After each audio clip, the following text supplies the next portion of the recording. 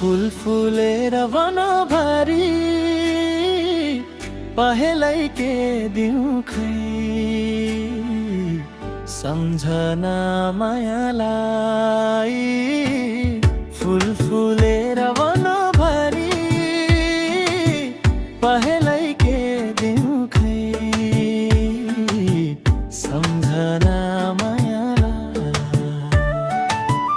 बसन्त आयो फूल फुल्यो बनाई हरियो भयो। तिम्रो सम्झनाले मन मेरो रङ्गिन सपना भयो।